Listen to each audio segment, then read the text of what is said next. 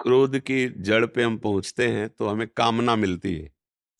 कामना से क्रोध होता है। अगर कामना ना हो तो क्रोध का प्रादुर्भाव ही ना हो। कामा संजायते क्रोधा।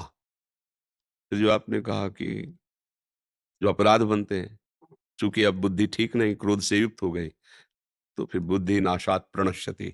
उसके द्वारा वही कार्य होंगे जिससे नाश होगा। पुण्यों का नाश होगा, शरीर का नाश होगा, धर्म का नाश होगा, नाश ही होगा। जब क्रोध आएगा तो उसका काम है नाश करना। जैसे हम अपने बड़े बुजुर्गों को गाली देने लगे, अपमानित शब्द, तो धर्म का नाश हो रहा है। हम अपने पूज्य जनों को गाली दे रहे हैं, माता पिता या पूज्य जन जो है। अगर ज्यादा गुस्सा बढ़ गई तो हाथापाई हो जाएगी, और तो फिर हिंसा भी हो सकती है। क्रोध से कभी आज तक किसी का मंगल नहीं हुआ है। और क्रोध की मूल जड़ है कामना। बिना कामना के क्रोध का प्रादुर्भाव नहीं होगा। कामना का मूल जड़ अज्ञान है। अज्ञान, देहाभिमान। देहाभिमान, इसी से कामना प्रकट होती है। अगर स्वरूप का ज्ञान हो जाए तो कामना कभी प्रकट ही नहीं हो सकती, क्योंकि हमारे को कुछ नहीं चाहिए।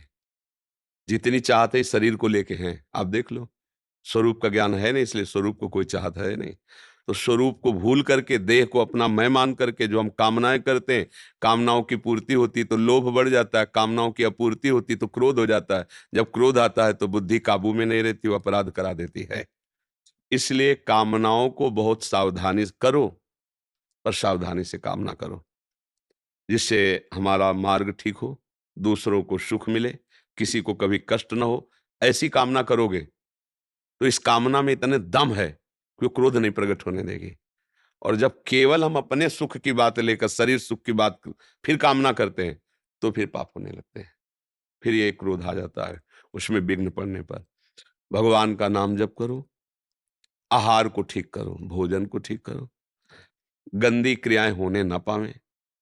इतने में आप संभलना शुरू हो जाएगा। इसको शुरू करो, इतने में संभलना शुरू। बहुत सामर्थ्य है भगवान की शरण में, भगवान के नाम में। वही हमें ऐसी गंभीरता देंगे, ऐसी पवित्रता देंगे, जिससे हम क्रोध को पी जाएंगे। क्रोध करना बलवान का लक्षण नहीं है, निर्बल का लक्षण है।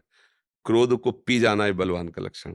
आपके आचरण से गुस्सा तो आई, पर वो शांत हो गया, कुछ बोला नहीं। वो है बलवान। कभी नहीं कुछ उसका उत्तर देगा। वो है क्षमावान। क्रोध से बहुत बड़ा बल होता है क्रोध को सह लेना, और फिर पूर्ण उसे क्षमा कर देना। ये तो फिर बहुत बड़ी बात आ गई। किसी ने तुम्हारा अपमान किया, अपराध किया, प्रतिकूल चला, आपको गुस्सा आई, सह गए, कभी उससे प्रतिकूलता नहीं की, ये तो बहुत बड़ा कार्य हो गया। और ये भक्त के द्वारा ही होता है। बिना भगवान का भजन किए ऐसी सामर्थ्य नहीं आती। नाम जप करो, पवित्र आहार करो, क्रियाओं पर दृष्टि रखो, कोई गंदी क्रियाएं ना बने, तो अंतःकरण बलशाली होने लगेगा। और बलशाली ही क्रोध को पी जाता है। अगर जैसे कोई हमें मारे, हमने मार दिया बराबर, तो कोई बलशाली थोड़ी कहा जाता है इस मार्ग में। हाँ, उसने मारा, हमें गाली दी, हम उसका मंगल मना रहे हैं कि भगवान इसकी बुद्धि ठीक कर दो, इसका जीवन सुखी रहे, आनंदित रहे। ये है बल। तभी तो कहा जाता है यार गजब का, वो तो गाली दे रहा है, वो उसका मंगल मना रहा है। बोले यही तो भगवान की भक्ति का बल है। दूसरा कोई नहीं कर सकता, चाहे जितना बलवान हो। बिना भगवान की कृपा बल से युक्त हुए क्षमा नहीं कर सकता कोई। कोई क्रोध रहित नहीं हो सकता। ये सब नरक के द्वार हैं, क्रोध आदि काम आदि। काम, क्रोध, मद, लोभ सब नाथ नरक के पंथ। इसलिए बहुत सावधान रहो। कुछ गुस्सा दिखावटी करना पड़ता है। जैसे छोटे बच्चे हैं, परिवार के ऐसे जन हैं कि गुस्सा ना होने पर थोड़ा गुस्सा दिखाने से अच्छा रहेगा। ए, तुम अपने समय से पढ़िए, तुम उससे नहीं मिलोगे। उसको थोड़ा भय रहेगा, बच्चा है, वो ठीक से चलेगा। शिष्य जन थोड़ा भय से रहेंगे, आचरण पवित्र रहेंगे। पर वो क्रोध नहीं है, वो उसके हित की भावना से ऐसा कह रहे हैं। क्रोध में अहित की भावना होती है, दूसरे को नष्ट करने की, दुख देने की, वो ठीक नहीं बात।